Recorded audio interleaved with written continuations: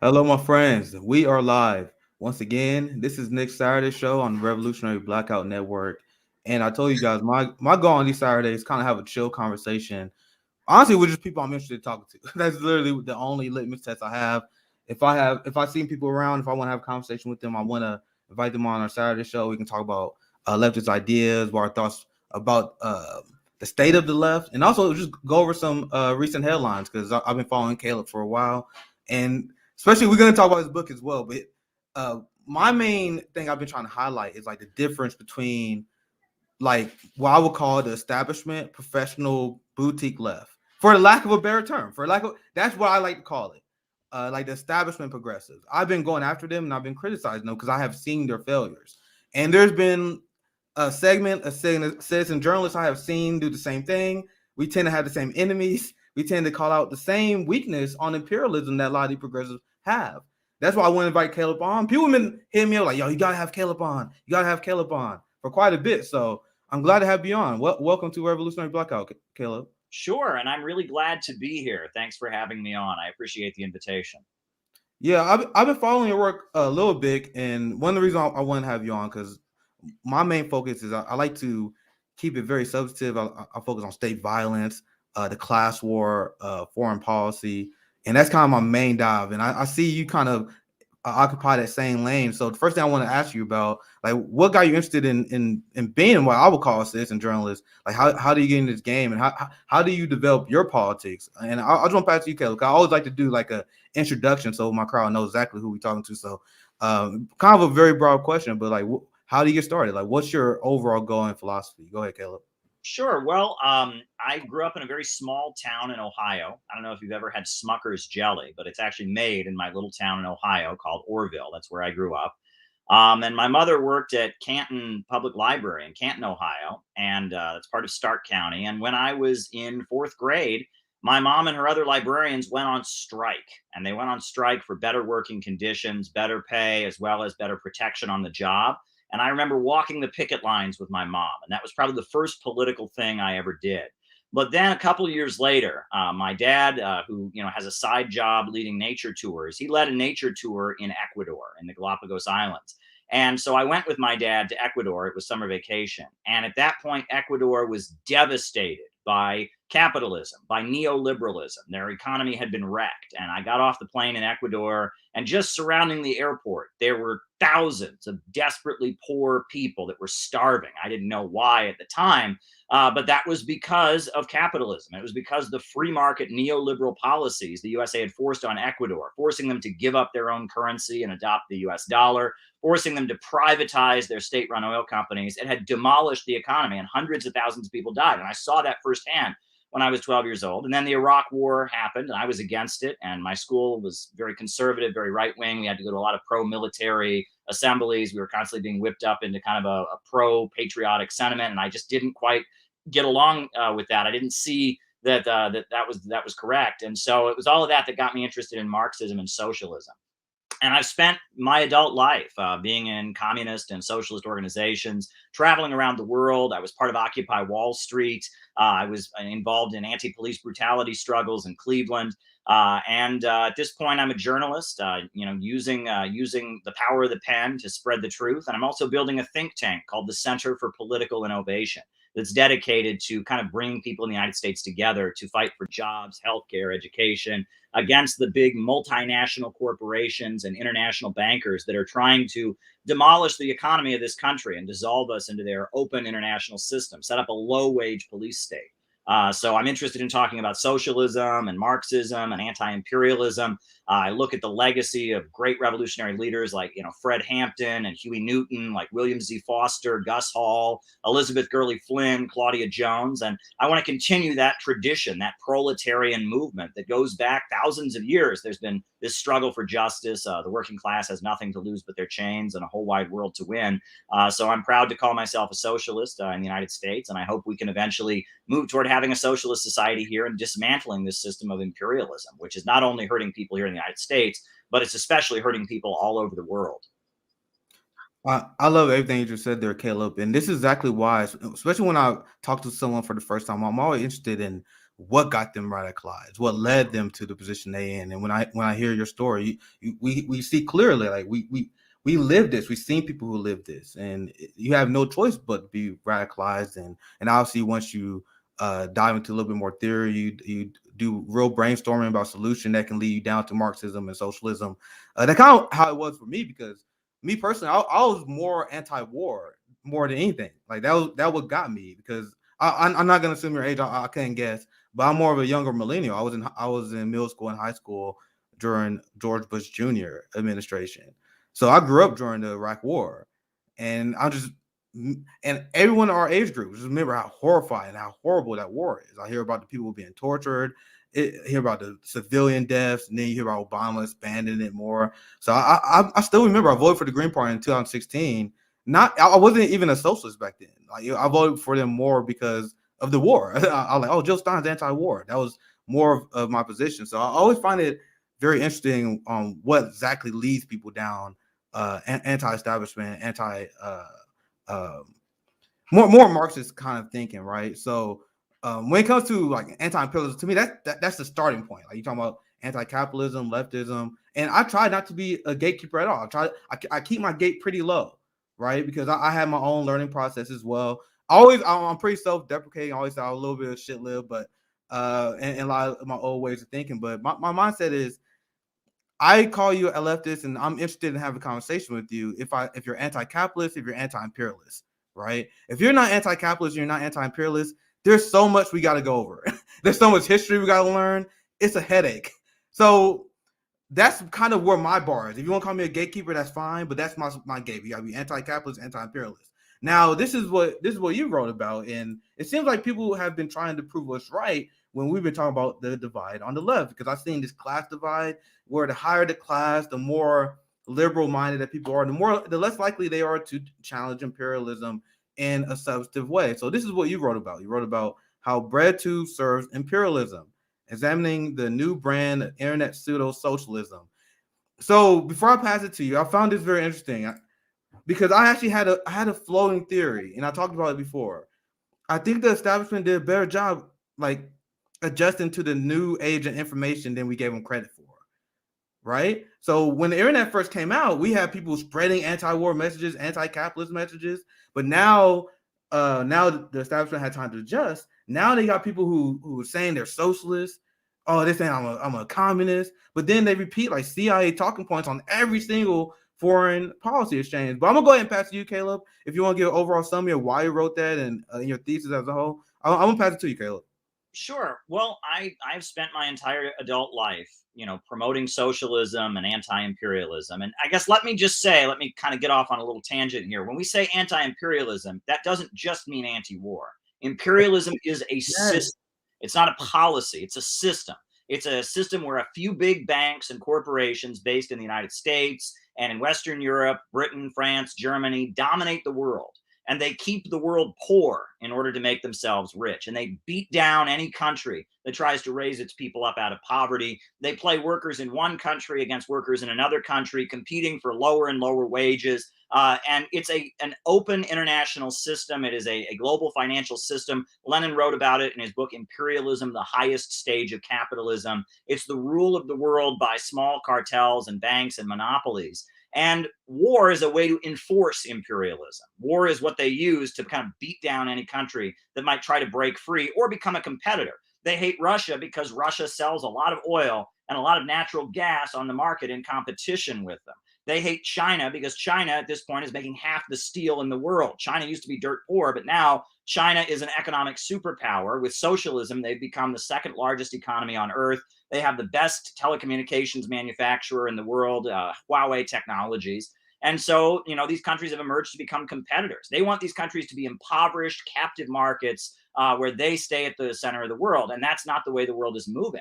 And so they are fighting to maintain their global system of imperialism.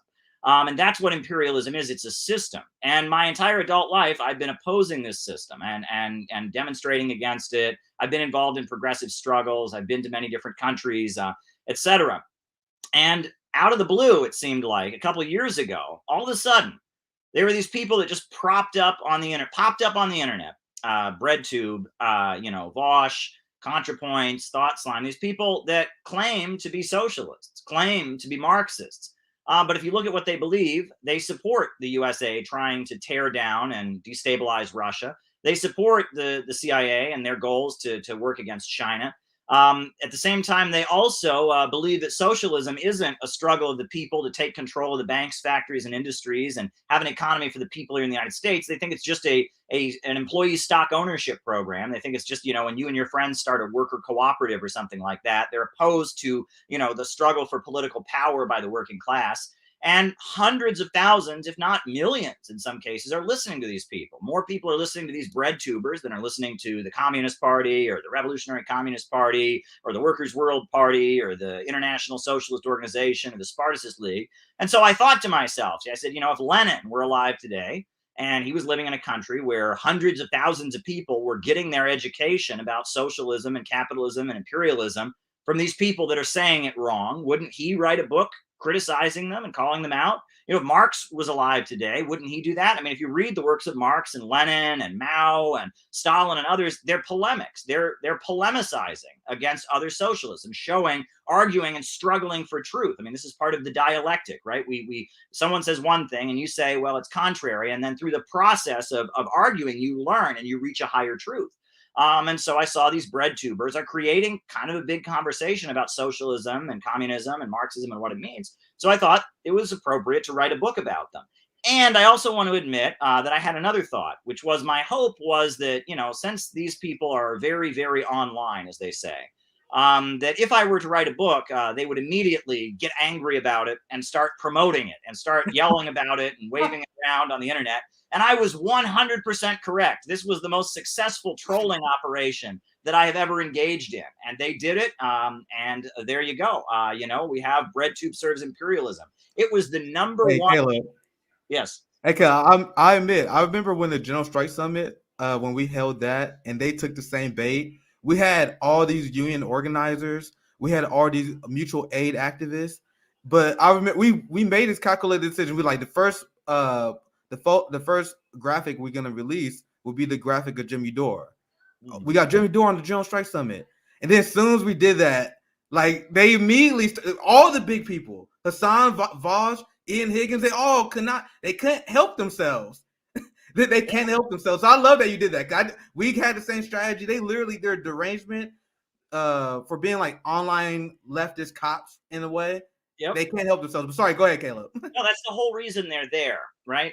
These people have never been part of any active organizing. I've been going to socialist and communist conferences my whole life. I went to the Left Forum. I've never seen any of these people. They just kind of appeared out of nowhere to become the voices of our movement. And their whole purpose is to police and regulate it and make sure that we do it in a way that's not threatening to the establishment. So I put this book out there. And they lost their minds. It became the number one book in the category of anarchism on Amazon for like 4 weeks. And people are reading it. And I think a lot of people did see various, bread tubers waving it around and making fun of it or whatever. They bought it expecting to like hate by it and make fun of it. And then they actually got convinced by it. So I'm really glad I put it out there. The first chapter I had to explain who these people are and give a little background. But most of the book is not about people, it's about ideas. I have a chapter about what socialism and capitalism really are. A lot of people think capitalism is just having money or that socialism is when everyone gets paid the same. Well, no. Capitalism is a system based on profits. And socialism is when we have a government of action that fights for working families and controls the economy for the people. I talk about what fascism actually is, because there's a lot of confusion. A lot of people think Donald Trump is a fascist. A lot of people think that, if you're a socialist and you don't talk the right way, then that makes you a fascist. Well, no, there's an actual scientific definition of fascism. So I talk about that. I talk about degrowth. And this is a really big thing among these bread tubers, right, is degrowth. This idea that the problem is that there are too many people in the world, that working people have too much stuff and they buy too much, and that's the problem. Well, that's not Marxism. That's Malthusianism. That's the ideology of the British Empire and the Rockefellers and some of the most evil capitalists. So I exposed that. And it's been quite a popular book, and it's gotten quite a reaction. And now we have The Smoking Gun has come out, right? Thanks to Gray Zone and Max Blumenthal and Kit Klattenberg, we now have proof that Abigail Thorne, one of the most prominent bread tubers, Abigail Thorne Philosophy Tube, is being funded by the British government and by the Royal Foundation, by the British royal family. So we have proof now. I was right. I was absolutely right. And you'll notice the only response these bread tubers have to this is what you could call argumentium ad ridicule, right? Because we now have proof. We have documents showing that at least one bread tuber is on the payroll of the government of Britain. And their only response is to just roll their eyes and go, "Oh, that's crazy. You think we're all CIA agents?" Oh, that's their only argument. Well, they're like, "Oh, the CIA never infiltrates the left. That never happens." Right. And there's a whole history of that. The Congress for Cultural Freedom program was started in 1949. The CIA set up the Congress for Cultural Freedom and a socialist magazine called Partisan Review, and they sent it to college campuses all over the United States, pushing this kind of Trotskyite fake socialism. They set up Encounter magazine. The CIA funded the Frankfurt School and a lot of the academic Marxism. This is a historical fact. I mean, we know this for a fact. So the idea that like a crazy conspiracy theorist to me, Caleb. Oh yeah, yeah. Well, it's funny, and then the fact that they're Red Brown Alliance, guys, you hear that? Sorry, go ahead. Right, and the fact that their only response is, the kind of stuff you just said shows that we're right. There was at one point where somebody came along and they said, "Hey, the world is round. It's not flat." And somebody said, "Oh, that's crazy. You couldn't possibly believe that." Well, it was true. There was at one point someone came along and said, "Hey, germs are the cause of disease. There are these microscopic like bug things that cause you to be sick." And there are a lot of people that said, "Oh, that's crazy. You can't possibly believe that." That's not an argument. Argumentium ad ridicule is not an argument, right? Often what a lot of people believe is not true. And if you look at it, we have documents to show funding and covert infiltration of YouTube spaces and funding of these fake left voices. And on top of that, there's a whole pattern of this. The CIA has been engaging in this kind of behavior for years. So has British intelligence. And so, yes, I've been vindicated. The fact that they don't have any further argument other than, "Oh, that's crazy," shows that we're basically right. And we should keep doing what we're doing. I love Jimmy Dore. I love the work that you're doing on this channel. I love the work that Fred Hampton leftists are doing. I love Jackson Hinkle. We are the real left. This is the real left. We're people that are not afraid to stand up to the corporations. We're going to hold AOC and the squad's feet to the fire. We really believe in this stuff. This isn't just theater and performance art like it is for some. Yeah, I love your mindset because I have the exact same. Because the problem with BreadTube and the boutique left and the privileged left, as I call them, because I see like there's a giant class divide that is a part of this. A lot of these people are weak on imperialism. They're weak on the issue of the police state and the class warfare they do on us because they benefit from this stuff. They have no foot in the game. Like they made a virtual signal over Medicare for all every once in a while, but because they benefit from that, they get healthcare from that. But the biggest thing that you were saying that because you were saying what would Lenin say to these people they were alive today. And I always talk about like a lot of my Black revolutionary leaders I learned about, like Malcolm X, Fred Hampton. These people always pretend that Fred Hampton will like be on their side, right? And these people will smear Fred Hampton as a tanky if he was alive today, guys. You guys understand that? You understand Black Panther show solidarity with the DPRK Palestine without no conditions. And these people get smeared for doing what the Black Panthers in the real ideology that they represent, which is Marxist-Leninism, right? This is their ideology. They wrote an entire manifesto explaining why they support this. They will be smeared as tankies today because their ideology, when they call themselves DSA, when they call themselves Democrat Socialists, which they're better than liberals, I guess, but you guys understand that's a concession to anti-communism, and they are explicitly anti-communist, right? And what a lot of what I see them talk about, they kill revolutionary thought. And now just going back to what you said earlier, because there's so much to break down there. I've seen a lot of them speak recently, like Hassan and Ryan Grimm is a good example of this, where they clearly have no idea what mutual aid is. Like Hassan went on this whole rant against mutual aid, and when we watched it, I'm like, he don't know what it is. Ryan Grimm had a debate with Franco, and Franco said he preferred mutual aid instead of electoralism, and Ryan Grimm was like, "What? Mutual aid? That's just charity." Like he don't know the difference between mutual aid and charity. And then when I see them push their solutions are always top-down approaches, which shows that they don't even understand revolutionary grassroots movement building. That how we got to build a horizontal movement, we got to have strong mutual aid structures. They never explain this stuff to their audience. So when I see this stuff, I'm like, there's a misunderstanding. But I want to get your reaction, Caleb. Go ahead. I'm gonna get you in there. Well, that's the main thing is they're not building an organization. I have a pretty small YouTube channel. I'm approaching 20,000 subscribers, but we've had conferences. We had a conference in California. We had a conference in Pennsylvania. We're about to have a big event March 12th in Austin, Texas with Jackson Hinkle and others. I'm trying to build a real organization, a real structure of people who are coming together and giving their lives to the revolutionary movement. I'm in the Center for Political Innovation, the John Brown Volunteers, Students and Youth for a New America. With my small YouTube channel, I'm trying to actually build something. But these people have hundreds of thousands of subscribers, millions of subscribers, and they're not saying anything but vote for Biden. You know, they all made a video, oh, you got to vote for Joe Biden because Donald Trump is a fascist or something like that. That's all they've got. I mean, and with their massive platform, they could be building something, but they're not. They're just kind of channeling people into the Democratic Party.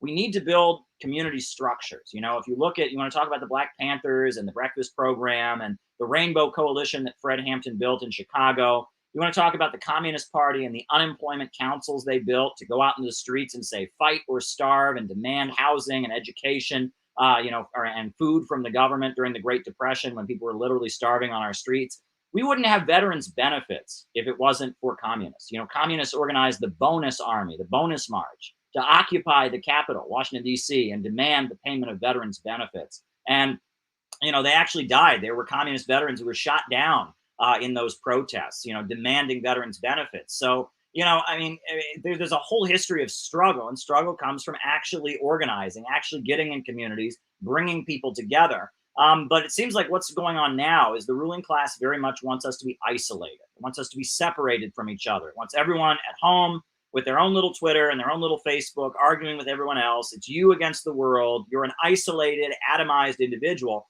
And that is how to roll over us, right? Because when we're isolated, atomized individuals, we can be completely rolled over, right? Their power structure, their corporations, their police state can just roll over us, right? And that we need to start finding common ground rather than, you know, focusing on the things that bring us apart. The Twitter algorithms are rigged to make you argue with people. We need to start coming together and finding things that we can agree on. And maybe we don't agree about this issue or that issue, but we do agree on an economic program to bring justice to the country so people aren't starving on our streets and we don't have huge lines outside of the food banks here in New York City. Like, you know, at Catholic Charities in Queens, there's just huge lines of people that are desperate for food here in New York City. This is outrageous what's going on, and they're unpaving the roads. Did you know that? In 27 different states, they are taking the roads. They have this device, this machine called a reclaimer that rips up the asphalt and pulverizes it and replaces a dirt road, a paved road with a dirt road. They're unpaving the roads. In the richest country in the world, supposedly,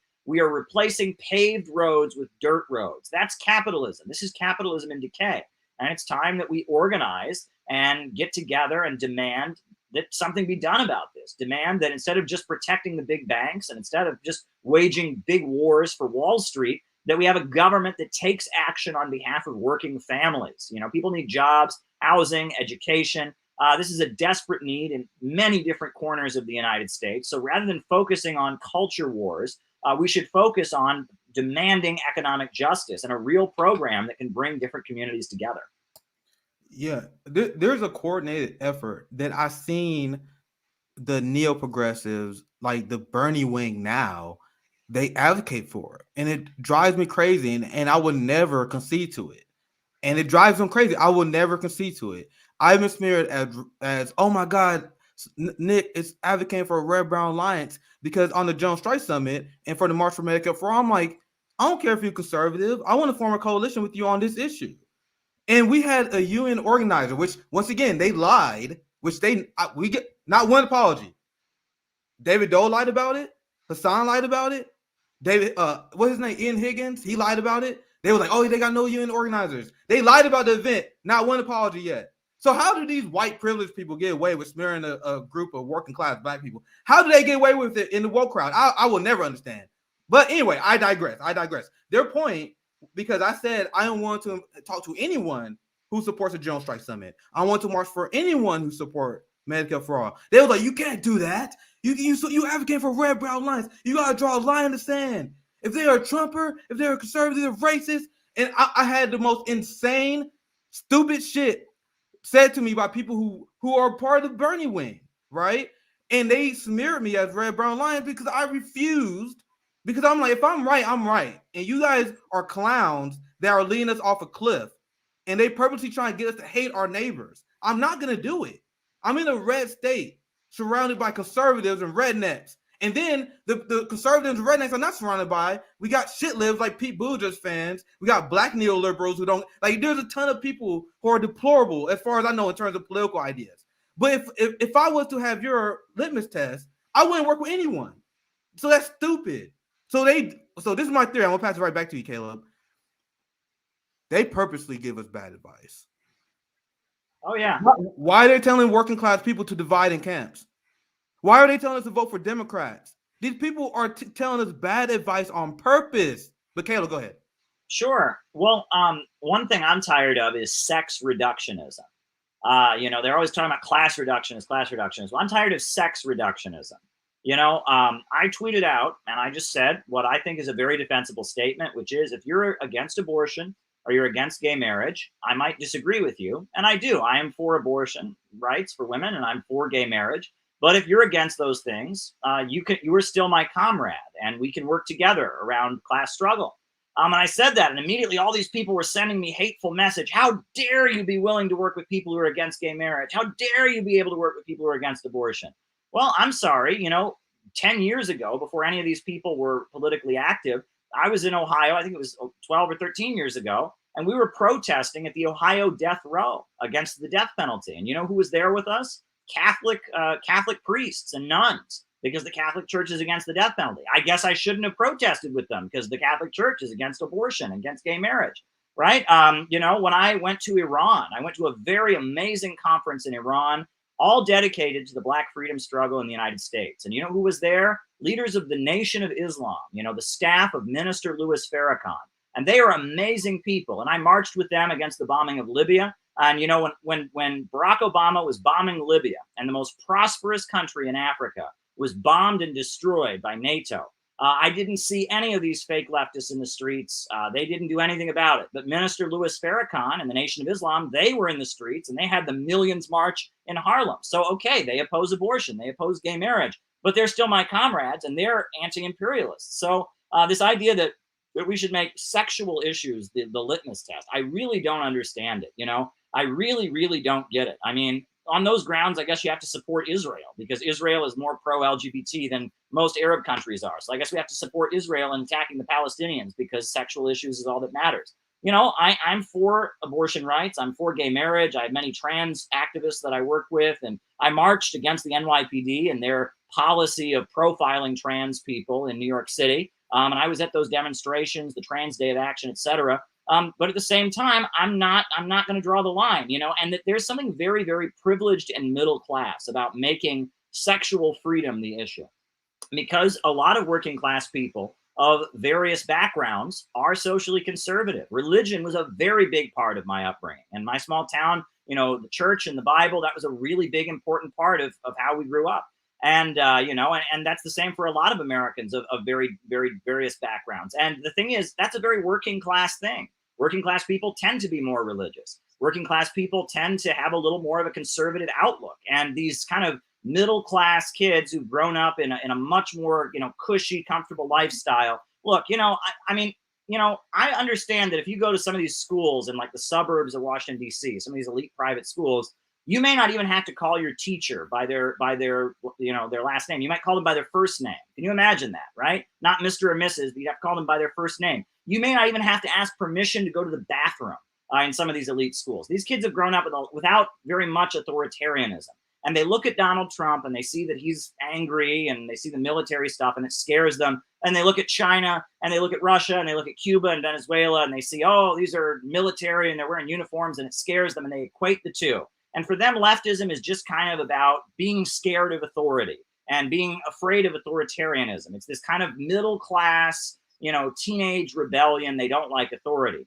Whereas, I grew up in a neighborhood and a town where a lot of people that I went to school with went into the military. There were people at my school who had relatives who were in prison, and that working class life generally is more authoritarian.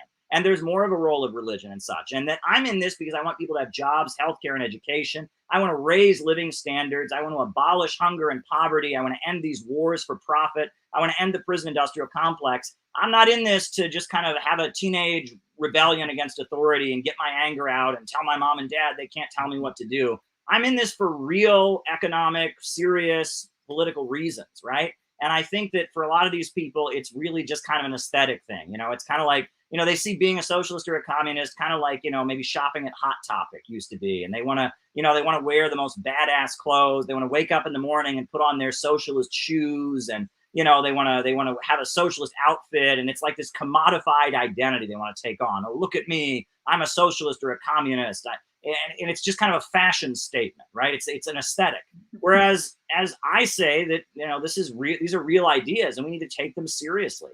And if we're going to take them seriously, we need to present them in a different way. You know, today it's a Saturday. I'm at home. I'm wearing a T-shirt, but often I wear a suit and tie.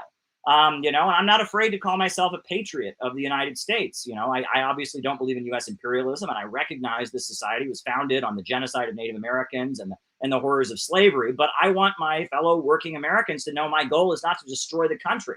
My goal is to have the country be reborn on new values of brotherhood and solidarity. And I would like to use socialist methods to make the United States a better place and a better country for working families. So that means I'm not going out and burning the American flag or saying I want to burn it down, tear it down. I'm instead saying that socialism is about building. It's about construction. It's not about destruction. And I think if we want average Americans to be interested in our movement, we need to change the messaging to appeal to them and not these kind of middle-class kids who are having a tantrum against their parents. Kelly, we cracked me up, man. There's so much fire. There's so much fire there. There's so much to break down. So much to break down, so I'll try my best here. Sure. Regarding the litmus test, I find myself to be extremely, not to pat myself on the back here, I find myself to be extremely ideologically and intellectually consistent, especially on this issue. There are a ton of people who are not. So this is my question. Where do you guys get these weird litmus tests? And this is a serious question. If you watch it in the chat, let me know. I'm confused when I see where people draw the line. Like, I'm legitimately confused. And a lot of it I agree on. Like, if I see someone who's like an anti-gay bigot or something, I'm like, that's deplorable, right? I agree with that, right? And I ask this to Democratic voters all the time, especially like Biden voters who got mad at me because how dare you not vote for the Democrat Party? Okay, hear me out, right? Will you vote? And this is what you ask these people: will you vote for a candidate that was openly against gay marriage? And I mean, like, not like he said it one time in an interview. I mean, like they're running on it. Like, I don't believe gay people should be married. I'm against that, and I'm gonna fight against gay marriage. And he ran in the Democratic Party, will you vote for them? Most people in the left that vote for Democrat will say no, right? How much? What? 90% of people say I would not vote for someone who is anti-gay, right? So, as a black working class man, why is that your litmus test? But you guys are willing to vote for a fucking war criminal. You guys are willing to vote for someone who has done insane damage to the black community with the crime bill, the bankruptcy bill. He ran to Trump's right on law enforcement, and he said he's going to fund the police more. So you see the privilege bullshit that pisses me off. Why? And once again, I agree with the litmus. If you have a strong litmus test, apply that, right? But why are you guys saying that like gay people are more important than black people? So like I draw the line at gay marriage, but if someone's anti-black, I'll vote for him. He's the lesser of two evils. Do you guys see how that frustrates me? So yes. I'm getting a little long here, Caleb, but I'm trying to explain how I'm intellectually consistent. I'll pass it right to you, right? Oh, sure. So if I was to do this bullshit where I'm like, all right, if you don't support me on other issues, I'm not forming coalitions. And this is why people get mad at me. Because if I was to do that, I would be impossible to please. There are a lot of people, I like some of you people, and you guys got horrific takes on some things, right? But I am willing to form a coalition with you on healthcare. I'm willing to form a coalition with you on anti-imperialism. So I'm consistent. So to me personally, if you voted for Jim Crow Joe after knowing what he did, that is horrific. Like, if you know his record, that's horrific. And I actually have a hard time forgiving that. If I'm going to be real with you, I have a hard time forgiving you motherfuckers who vote for Jim Crow Joe. Did that stop me from marching with you guys for Medicare for All? Did that stop me from talking to many people on the General Strike Summit? Do you guys see how I'm consistent, right?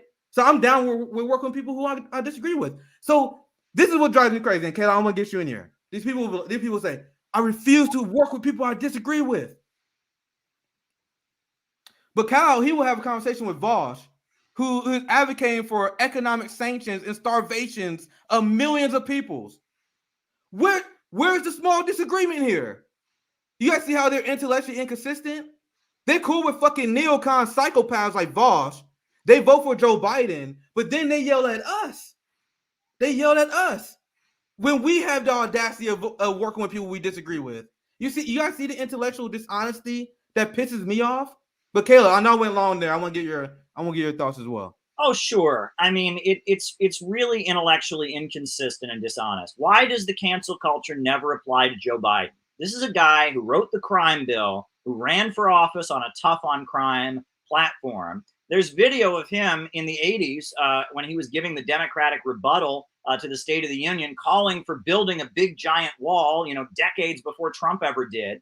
Joe Biden has said so many offensive things over the years, but he's Joe Biden and he's the establishment. So that's okay. That's okay though. Right. Meanwhile, the second that you are anti-war, that you're pro-Russia or pro-China, or you're demanding force the vote around AOC, they immediately go, oh, well, you talked to somebody who once was the roommate of somebody, so therefore you're responsible for this. I've seen attacks, right? People, I work for RT, which is a great TV network based in Russia. I'm very proud of the reporting that I do there, but I have all kinds of people attacking me for going on RT, and they'll say, well, there was somebody on RT who said this, and you work at RT, so therefore you're responsible for that, as if I'm like the only person there, right?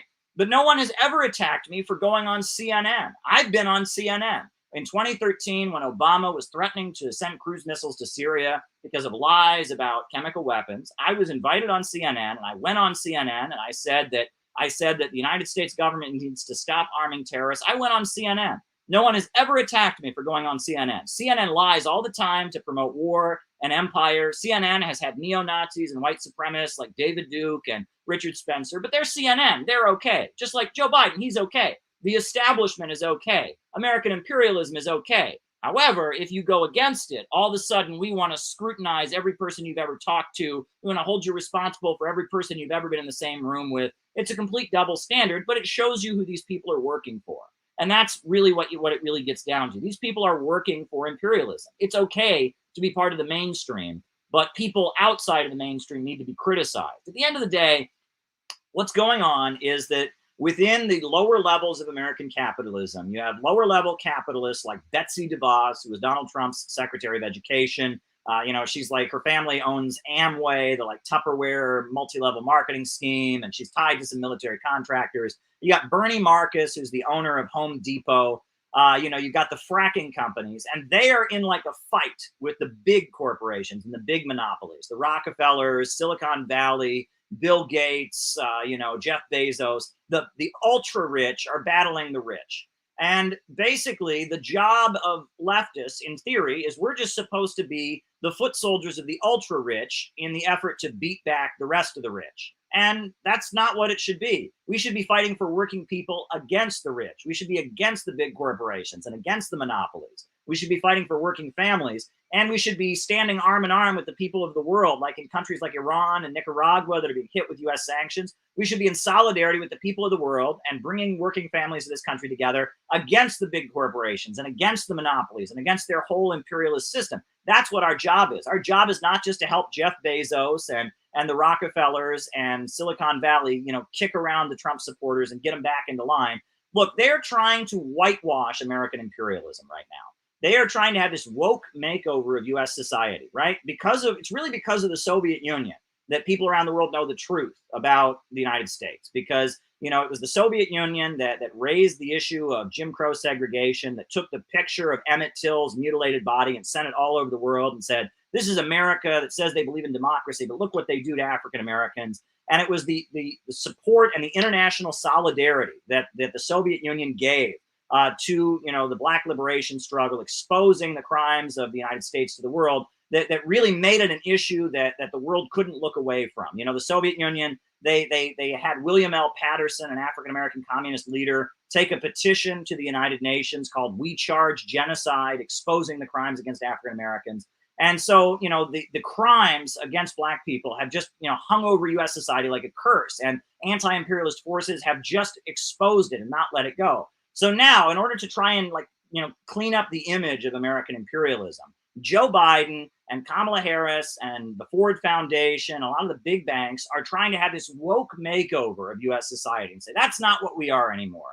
That's all in the past. Look how woke we are. And they're trying to whitewash the image of U.S. imperialism in order to then have the United States be able to say, oh, we can invade other countries because they're violating human rights. They're trying to clean up the image of the United States to serve their international agenda of imperialism, right? They want to attack countries alleging that they persecute gay people. They want to attack countries alleging that they mistreat women or they're mistreating a certain ethnic group or something like that. And in order to do that and not look like complete hypocrites, they have to clean up the image of the United States. Our job is not to help them do that. Our job is to stand with the people of the world against their wars. Our job is to expose that the prison industrial complex is still going on, that there are still children all over this country that are going to bed hungry because of their policies, that opioids and drugs are destroying people's lives, and the CIA has a long history of being in bed with the narco gangs and drug traffickers. Our job isn't to help them clean up their image so they can better carry out imperialism. That is not our job. We are to be opposing their system, and that there's a fight in the ruling class, and it's not our job to help the imperialists. It's just not our job. Yeah, and it drives me crazy because you see, and you explain it perfectly when they use wokeism and when they use progressive language in order to justify imperialism. When they say, "Oh my," and Marianne Williamson was guilty of this, and the same progressives are they're literally saying that she should be the next commander in chief. You guys are out of your goddamn minds. She was repeating, "Oh, we got to stay in Afghanistan because of the Afghan women." And you see they repeat the lie about the Uyghur genocide in China as well. They repeat the bullshit that go on in DPRK. They justify U.S. sanctions in the DPRK, repeating CIA talking points against the state, thinking they're being progressive because their mindset is, "Oh my God, we want to help the people of the DPRK by starving them to death." How does that make sense? Right. And I want to play this video because I think this is a good transition and get a reaction because these people advocate for sanctions. I've seen these same people get mad at us when we have critical support for Nicolas Maduro, and they're like, "What about how you treat Venezuela?" It's about like you are repeating U.S. state talking points with complicit with starving that state, but they don't care. They don't care because they don't see sanctions even as an act of war. I love your explanation earlier. You had so many things it will take me forever to break down, but your explanation how being anti-imperialist is not being just anti-war. You got Hassan fans and Voss fans right now explaining how sanctions is not war. They legitimately believe that. And we have a show we do, International Leftist Coalition, and we did a whole 2-hour live stream explaining how economic warfare is arguably worse than on-the-ground war in terms of human cost, at least in my lifetime, right? So let's get, I can't wait to get your reaction to this because this is a guy who, once again, I'm not hating. He gets like more views in maybe 10 minutes of his live stream than we do maybe in a month, right? So this is why it's important to call it out. Because he got way more influence than me. I'm not hating. It is what it is. But I'm horrified by that fact. Because look, check this out. Let me fix my audio here, and I want to give you guys a reaction to this video.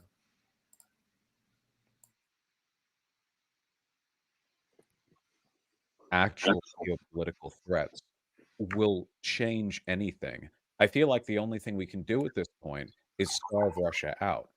We're wealthier than them by metrics. I mean, ally with all the countries in their periphery, sanction their leaders, cripple their economy, wait for them to bleed out, and then when they're ready to play ball, they can be a nice, compliant country. I mean, but there's a lot of civilians that get hurt in that scenario. In Eastern Ukraine as well, yeah. But if No, they're going to if we be do the like sanctions that, on Russia, is what I'm saying. That would hurt a lot of civilians.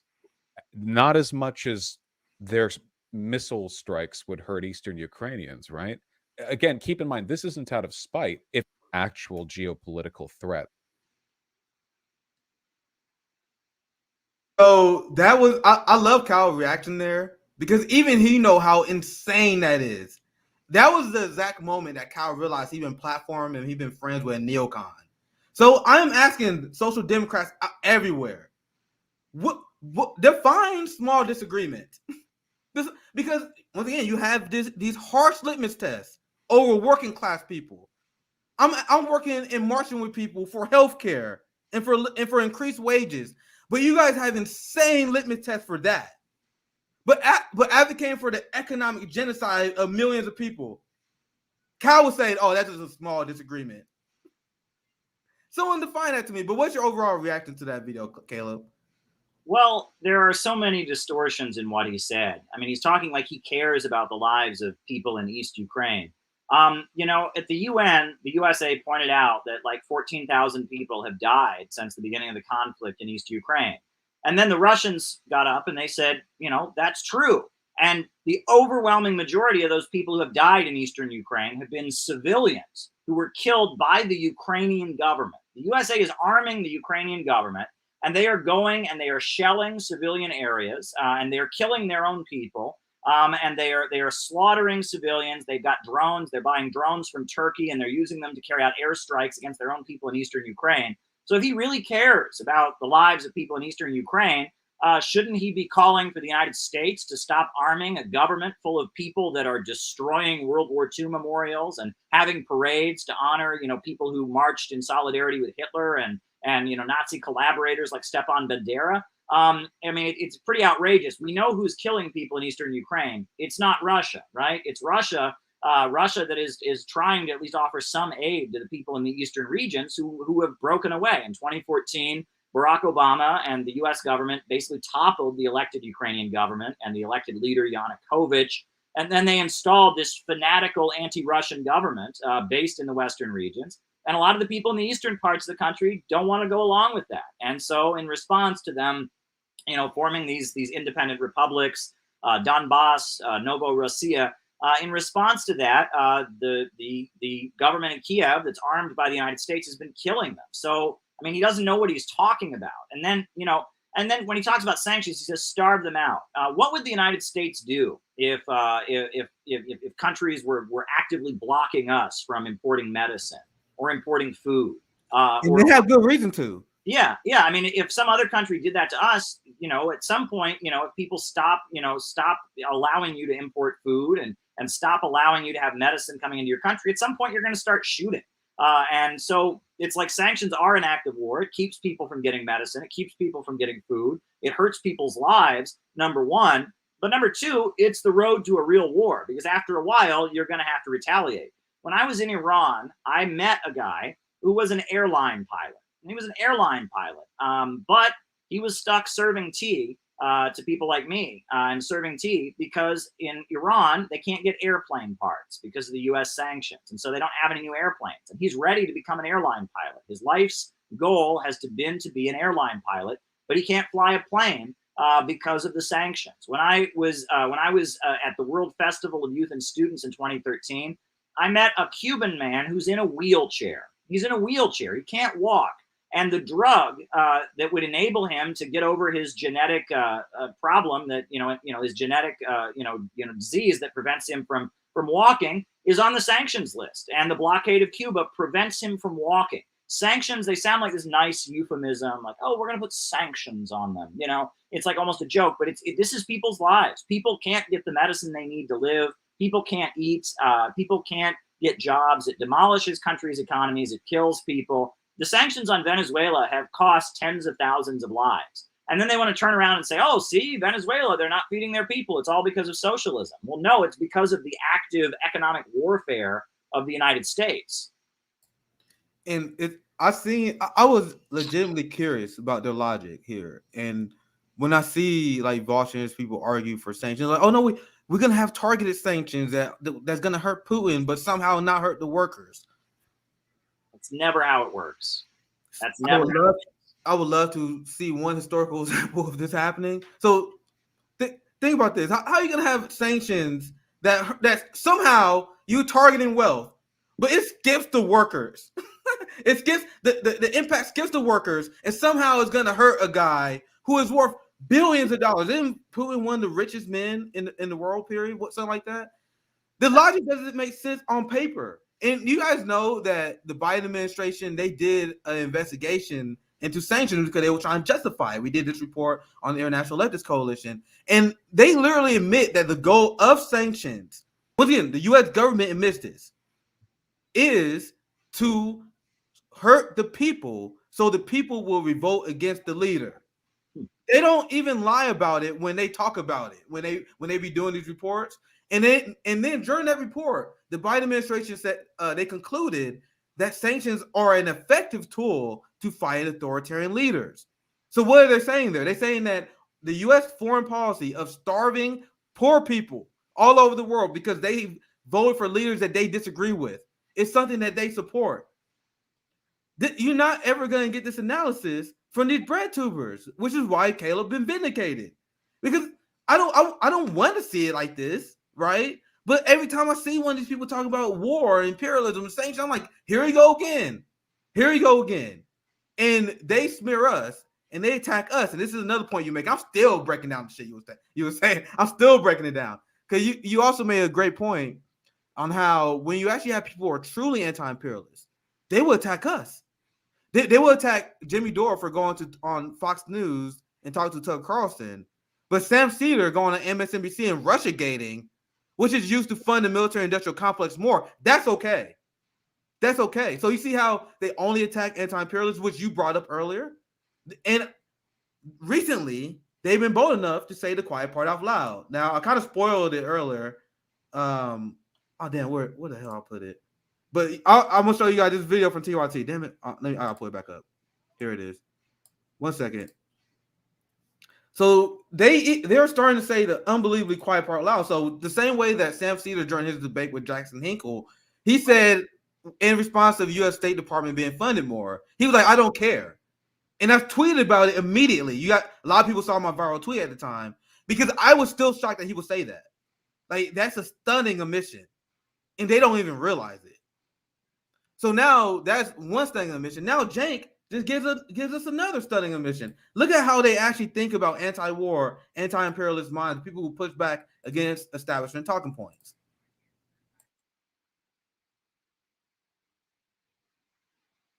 Massive violation of international law in this case, if they cross.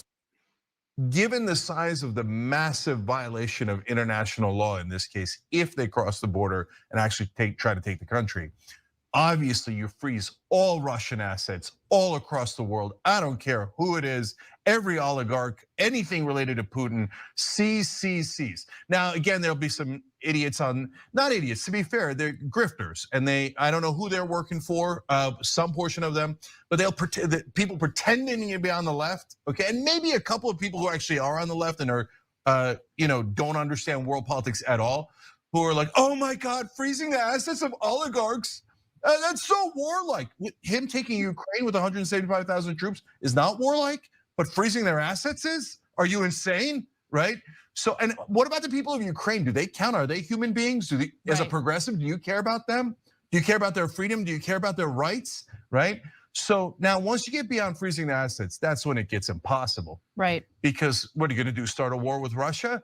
That's beyond a disaster. On the other hand, what are you going to do? Let them take one country after another, after another? If you don't stop them in Ukraine, and I don't, again, other than freezing assets, I don't know how you stop them. Right. But if you don't stop them there, then this world is in a lot of trouble. Because I guarantee you, very soon after, China takes Taiwan. Because it's open season. Yeah, Holy shit. There's so much. So for one, let's be clear. And I mentioned this on a live stream when I was talking about the Sam Cedar saying he don't care about the State Department funding. Cenk Uygur is a union buster. Why is a union buster being a gatekeeper for who's a leftist or not? He said these people are not leftists, they're grifters. The guy who didn't he take millions of dollars from a DNC super donor? The guy who take millions of dollars from a super donor calls us grifters for being anti-war. He called other people not leftists when he's a union buster. This is insanity, but Caleb, I would love to get your reaction to this. Well, he's talking about something that's not happened. Russia has not invaded Ukraine, and they have gotten up over and over and over again and said, we have no intention of invading Ukraine. We are not going to invade Ukraine. They have said that over and over and over again. This is all hypothetical. They're about to put new sanctions. Bob Menendez, the US senator, wants to put new sanctions on Russia in response to them doing something they haven't done. They haven't invaded Ukraine, and they're not going to invade Ukraine. They have no intention of invading Ukraine. I mean, this is all just like completely made up. And even the Ukrainian president has come out and said that Joe Biden is overplaying the danger of war. The head of the German Navy resigned. He said, I can't stand this. He's tired of this. Croatia, which is a member of NATO, has come out and said that they will not participate and that they will not go along with this. And like the whole world is looking at Joe Biden, and it's looking at the United Kingdom and the British, and it's like, what are you doing here? Russia says they won't invade Ukraine. They're not going to invade Ukraine. However, they have asked for some security guarantees, like not putting nuclear weapons in Eastern Europe right along their border. But they're not going to invade Ukraine. So this allegation that Russia is going to do something, and he's talking about like this hypothetical, if Russia does this, Russia's not. Jake and AOC repeats the fear mongering that you guys realize you had people that was even on our side that was like, Biden, chill out, bro. You literally creating hysteria. The Ukraine president, like you creating hysteria. But AOC and Biden just repeats their talking point. But go ahead, Caleb. Yeah, they just talk about these things as if they're facts when they are not facts. And they just repeat these points, and the whole mainstream media just repeats them in unison as if they're true. And then that raises the question, my good friend Dan Kovalik, a great anti-imperialist writer, Tucker Carlson had him on his show yesterday. Now, when was the last time that MSNBC had an anti-imperialist on? When was the last time CNN had an anti-imperialist on? I was on in 2013, quite a long time ago. So, if you can help stop a war by going on a TV network that has millions of viewers, why wouldn't you do it? Why wouldn't you do it? And this idea that, we should support Biden, and you could not dare do anything with any Trump supporter or any conservative. Well, again, I don't see the liberals really being on our side here. And if the right will give us a platform, we don't have to agree with them, but we can use that platform to tell the truth. There's nothing wrong with that.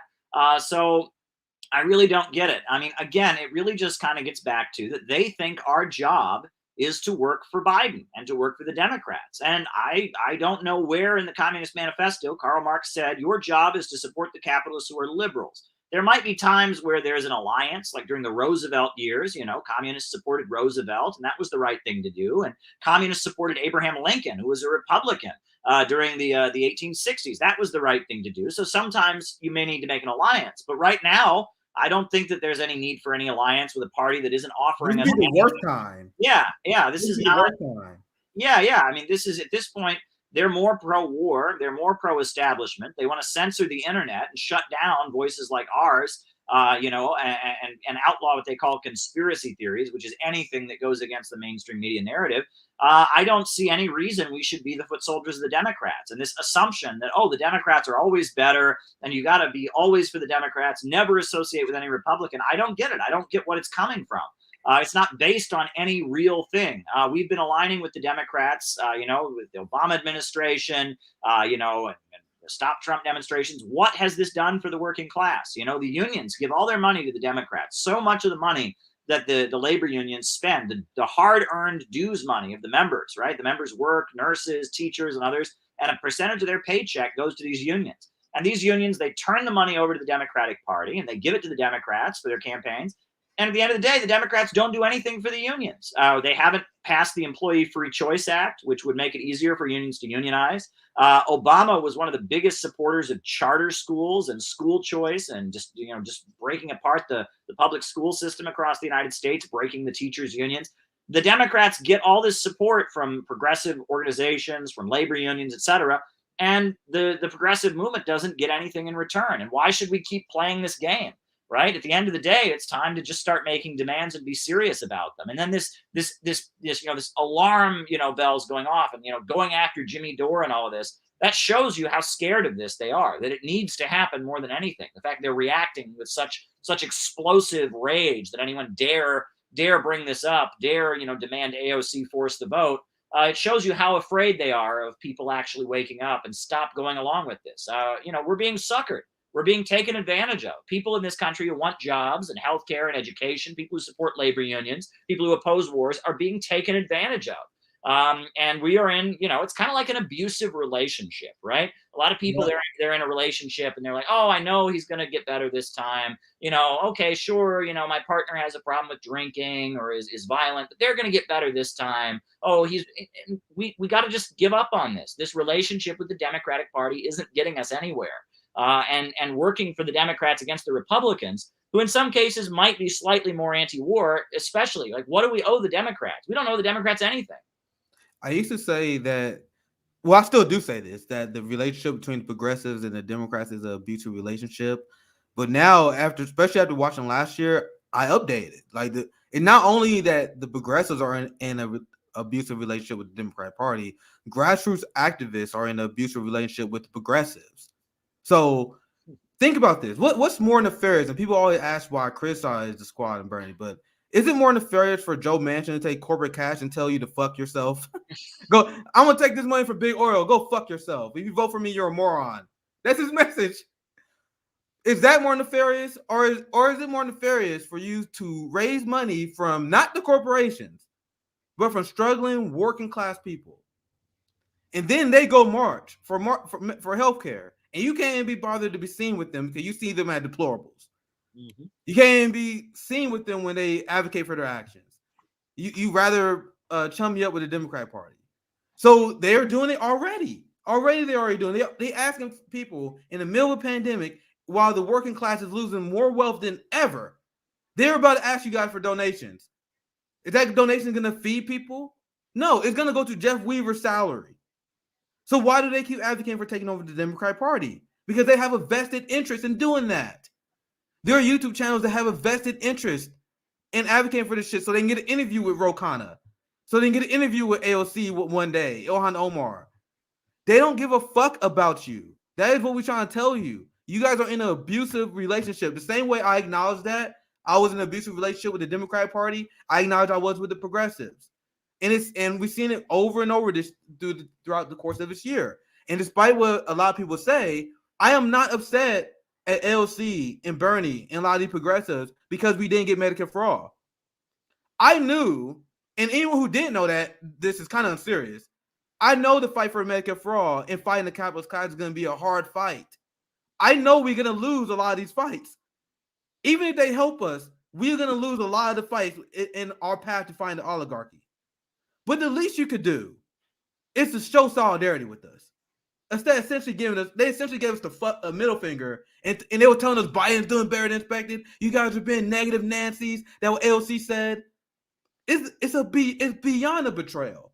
Now we'll wrap up here very soon. We'll go through some super chats, but I think this is the perfect time I want to ask you this kind of broad question about the state of the left, because we kind of talk about it as it is right now.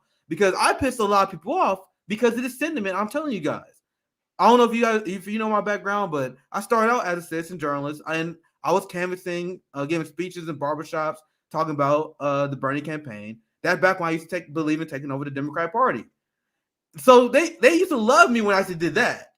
But the second I realized that the progressive was backstabbing us, and I started speaking out against the progressives, all of a sudden I'm red. Oh my God, he's a fascist, red brown lines. He's a secret right winger. Isn't it funny how I wasn't that when I was canvassing for Bernie? But anyway, I see the left in shambles. The U.S. left is a joke. I'm gonna have Luna Oy on in like 2 weeks because she's a Vietnamese communist. I had Josana on. She's a Brazilian anarchist. I've been talking to leftists from all over because the U.S. left is a joke. Like in the global South, they are securing victories. They are securing national victories in the global South. Like Eastern communists are killing the game. Vietnam destroyed U.S. imperialism. Well, look at the West in comparison. The U.S. left, I should say, in comparison. It's a joke. So that's why I advocate for International Leftist Coalition. And I guess I kind of answered the question, but I want to ask it to you, Caleb. Like, what will you like to see from the real working class movement, the left, whatever you want to call it? And what do you think is the biggest problem with the U.S. left, which caused us to be so ineffective over the last few years? Well, I mean, you talked about the fact that, yeah, we're going to lose some along the way, but I think we are entering a period where we could really win. One thing that I tell people on my streams a lot, because I really believe it's true, is that it's darkest before dawn. And in a way, the Black Panthers and William Z. Foster and Gus Hall and a lot of the great revolutionaries, Debs and others would kill to be in our shoes, because there wasn't a revolution in the 1960s. There wasn't a revolution in the 1930s. But we are entering a period where American capitalism is falling apart and the capitalists are fighting among themselves. And there really could be a revolutionary moment, a moment where we could actually see the overthrow of capitalism. We could see it. I believe we are entering a period where we could win. In order to have a revolution, you have to have three things. First, you have to have a serious crisis in society, and it has to be a crisis so big that even among the rich and powerful, they are fighting and trying to resolve it, right? It can't just be a crisis for the working class. It has to be a crisis in all of society. Second, you need there to be mass rebellions among the people. The people have to get involved in the political process, and there needs to be popular anger and an awakening of the masses. And third, there needs to be a revolutionary organization that can transform that awakening and rebellion among the masses into a fight for socialism.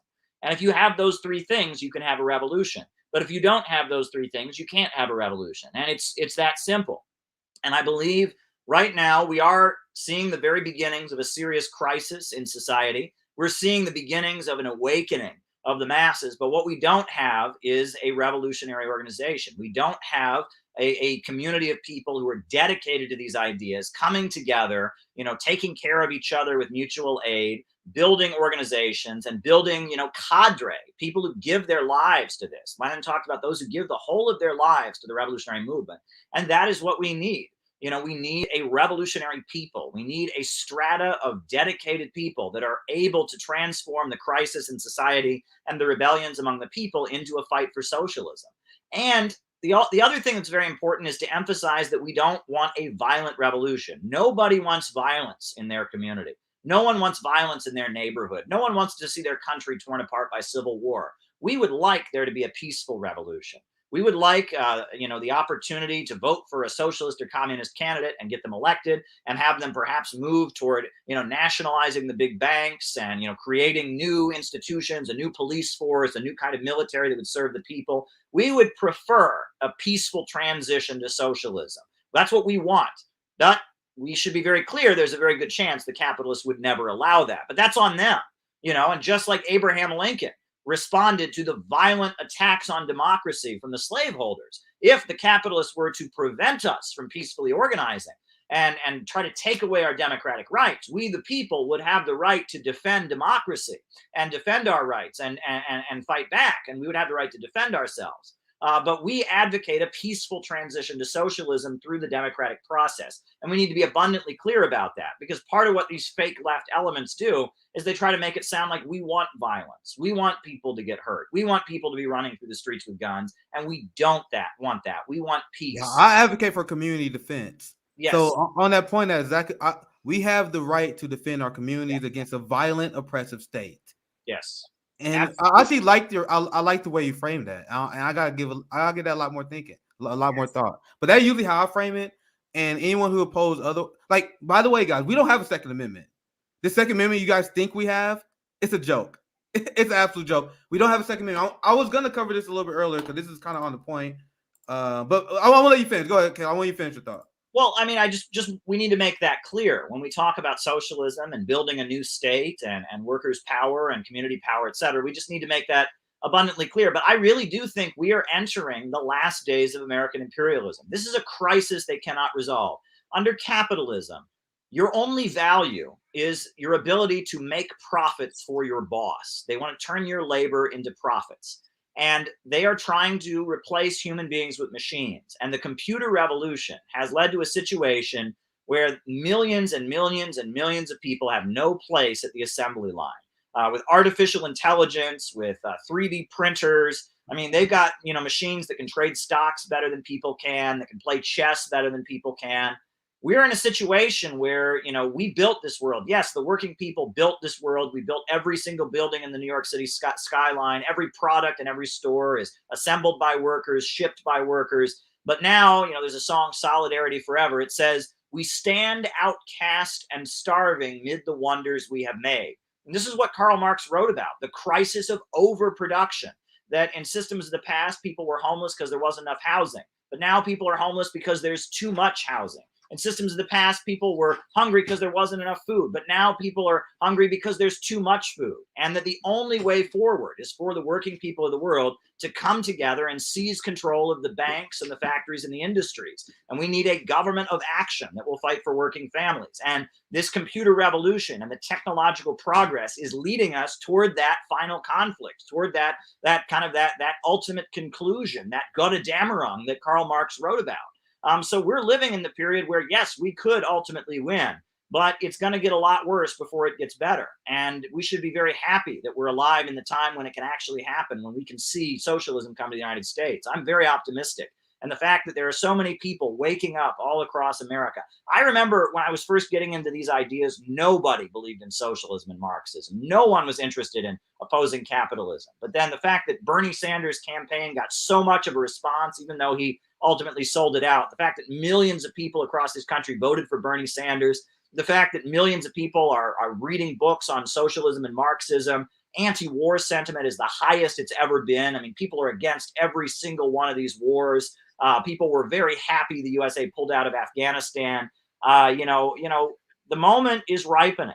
But if the moment comes and we don't have a base of people that are ready to give the whole of their lives to this, we could miss the moment. I mean, the window could pass. So that's why the work of the Center for Political Innovation and our educational projects about socialism are important. That's why the work of your YouTube channel and the work that you're doing here on Revolutionary Blackout is so important. We must educate the people, and we must develop a core of people, a solid core of dedicated people who are ready to give their lives to this, who are ready to study this stuff and learn it and figure out how to, disseminate it among the broad masses. That's what we need to do. We need a revolutionary people in the United States. Well said, Caleb. This was an enjoyable conversation. Like, we can talk theory forever. Like, I literally had to stop at a certain point because it was a great conversation, and there's so much more that we can discuss, and I'm sure we will. There was just a great conversation. I do want to go through some super chats real quick, and then we can wrap up after that. All right. I like this comment here. Thank you for the $5. The good thing about Breadtube followers is that they're not going to organize or go lower and deeper into the masses. They're not even in our lane.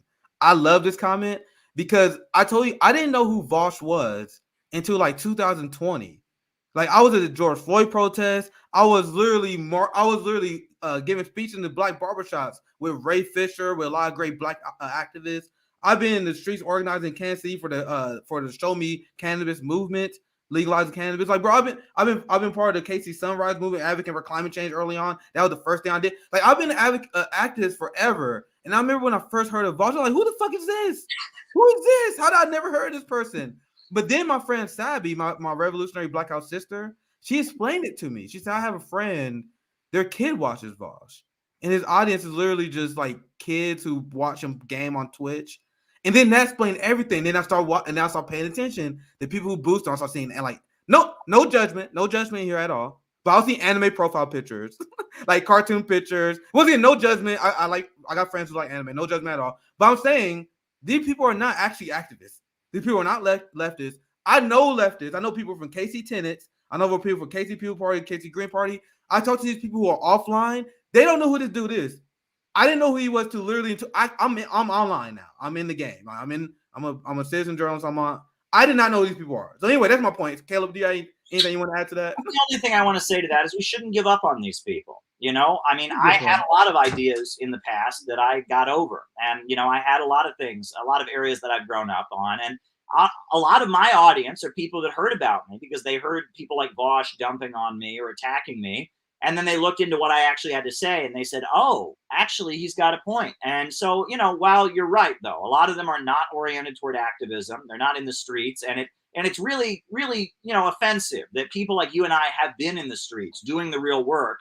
And we really believe in this stuff. And then, some kid with a Hollywood dad just starts a YouTube channel. All of a sudden, he's the voice of the ideas that he doesn't even understand. That makes us angry. But at the same time, we don't want to give up on his audience. There are probably people watching Vosh right now that 2 or 3 years from now are going to be marching with us. And they're going to say, God, I can't believe I ever listened to that Vosh creep, To be fair, yeah. Well said. To be fair to the Zoomers, Because I'm like, man, I had a lot of faith in y'all. And then I saw, man, y'all got it. But anyway, to be fair to you guys, I used to think Bill Maher was funny. I used to like Stephen Colbert back in the day. So I'm hoping, just like me, when I was a dumbass, where I used to literally think Bill Maher was good, I hope they get out of it. That's what I really hope happens. Thank you for the comment. That's a great comment. Here's another $5 from Walking Red. We need a government action to fight for working families. Fusion City now. Sandino Zapata Economic Corridor. Dare to Win. Communist USA. That's the Communist USA Party, right? Absolutely. Great comment. I love that. You got anything you want to add to that, Caleb? Nope. But that's all what the Center for Political Innovation. That's what we advocate, right? Government of action to fight for working families, Fusion City to combat climate change, and get humanity beyond fossil fuels. An economic corridor of development to end the crisis on our border, provide jobs in the United States as well as in Mexico, Honduras, and Guatemala and Nicaragua. So yeah, that's what we stand for, and we need a program. And that's the answer. Abstract ideas, we want to overthrow capitalism and all that's great. But when we need to give people real policies that we can implement, and things like a national jobs program to rebuild the country, public control of our natural resources, public control of banking, an economic bill of rights for all citizens. These are real policies, and that's what we intend to develop. When you knock on someone's door and you're like, hey, I want to have a revolution, they'll look at you like you're crazy. But if you say, hey, I advocate this real policy that they could see being implemented, they'll take you seriously. And we need to talk like we're serious revolutionaries. Well said. And we talk about we need more revolutionary discipline on the U.S. left, pretty much. Thank you for the super chat. Thank you, Elizabeth, for the $5. Bread tubers are deeply unserious. Nick, any plan on stream on Rockfin? Like Sabby, you guys already make fun of me because I already butchered that. Y'all need to get back on Rockfin. So yeah, that's coming this year. Good question. I need to step it up. Anyway, Walking Red, thank you for a few super chats you left today. Voss said something very revealing concerning the Rockefeller family, referring them as Jewish when they are Episcopalian Christian. So I don't know too much about their background, but man, that is kind of revealing, isn't it? Do you have anything to say, Caleb? Well, yes, we already saw this in Britain. Jeremy Corbyn is like the socialist leader in the Labour Party, and they played up the idea that somehow he hates Jews. He doesn't hate Jews. And in fact, a very large percentage of the people he's organized with over the years were Jewish. But they started to say things like, well, when he criticizes the rich, that's secretly code for Jew. People always say to me, oh, you say international bankers, and that's code for Jew. Well, it's not, right? And the Rockefellers, probably one of the richest families in the history of the United States, the founders of what's now ExxonMobil, used to be Standard Oil, they're not Jewish. They're Episcopalian Christians. But they're starting to develop this idea that anyone who talks against capitalism is secretly hating on the Jews. And that's not true, because many Jewish people are working class. Many Jewish people are middle class. And the idea that the ruling class are all Jews, that's Nazi propaganda. That's anti-Semitism. But they want to use the specter of anti-Semitism to silence anti-capitalism, and we can't let them do it. What's up, Caleb? Let's go on to the next one. Almost done with these. Larry, thank you for the $5. The other definition of sanction is to approve or support. It's the perfect euphemism. Thank you for that, Larry. Once again, another one from Walking Red. Thank you for the $5. I'm a military veteran. The USA couldn't handle Afghanistan. Now it wants a war with Russia on its own doorstep. It will be a disaster for U.S. forces. And that's a very important point. It's not for the U.S. forces. This is for the weapon defense contractors. That's what it's for. And I actually have a story because I told you guys I knocked on countless doors. God knows, thousands when I was traveling for Bernie. I remember, I will never forget this conversation I had with his military wife. I assumed the husband was gone on military. And I told you guys I use anti-imperialism in destroying the military-industrial complex on ordinary people, and I have great success because I tell people how much we spend on military, and we can spend this on our communities. This is one of the times I had great success with it. This is one of the times it went kind of sideways because I was like, yo, I think we should cut the military budgets. This blah, blah, blah. I went to my spill, and then she's like, I'm a military wife. I don't believe in cutting the budget. I was like, wait, you realize they're not going to you, right? Like, they're not helping the soldiers. Like, the military contractors, the CEOs who later get government jobs, they are the one benefit from it. And they've been cutting VA benefits for decades. So the conversation went kind of sideways. And then I went her back. I'm like, yo, that money is not for you. That money is not for you. So that's my point I'm making. When they do this stuff, when they advocate for war for Russia, they don't give a fuck about the soldiers. It's about making the people money. But Caleb, you have anything else you want to add to that? That's a great comment. Waking Red been leaving a lot of great super chats and comments today. Shout out to them. This is a super sticker, but I do want to get a shout out to Lupia Logic. Thank you for that. Last super chat of the day. Thank you, Space Communist. $2. Great stream. You guys, you two should collaborate more often. 100%. Like we about to wrap up here. We didn't get anywhere near close to all the stuff I wanted to talk about today. You saw the list of the stuff we about to talk about. We didn't get close to getting to that. So that means we got to do it again. That's essentially what it means. So there was a great conversation. I'm gonna give you an opportunity to any last words on anything we talked about, last message, plus anything you want to plug or promote. Thank you for joining us again, Caleb. Here's the last word. Oh, sure. Well, let's go, Brandon. And we need government of action to fight for working families. Check out the Center for Political Innovation. And I'll be happy to come back on anytime. It's been a charming interview. You're doing great work with this channel. Thank you very much.